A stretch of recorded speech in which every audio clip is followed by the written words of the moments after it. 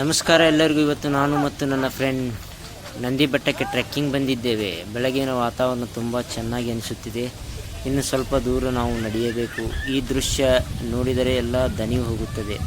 ಗಾಳಿ ತುಂಬ ತಂಪಾಗಿದೆ, ತುಂಬ ಫ್ರೆಶ್ ಅನಿಸುತ್ತಿದೆ. ನಿಮಗೂ ಟ್ರೆಕ್ಕಿಂಗ್ ಇಷ್ಟವಾ? ಕಮೆಂಟ್ನಲ್ಲಿ ತಿಳಿಸಿ. ಇನ್ನೇನು ಸ್ವಲ್ಪ ಸಮಯದಲ್ಲಿ ನಾವು ಶಿಖರಕ್ಕೆ ತಲುಪೋಣ.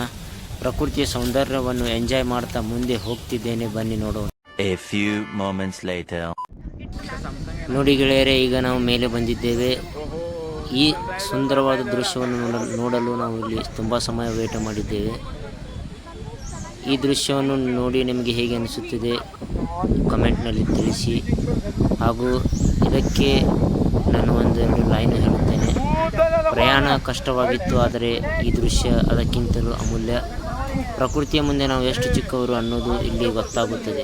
ಇಂಥ ಕ್ಷಣಗಳೇ ಜೀವನವನ್ನು ಸುಂದರವಾಗಿಸುತ್ತವೆ. ಮೇಲೆ ಬಂದ ಮೇಲೆ ಗೊತ್ತಾಯಿತು, ಪ್ರತಿಯೊಂದು ಹೆಜ್ಜೆಯು ಸಾರ್ಥಕವಾಗಿ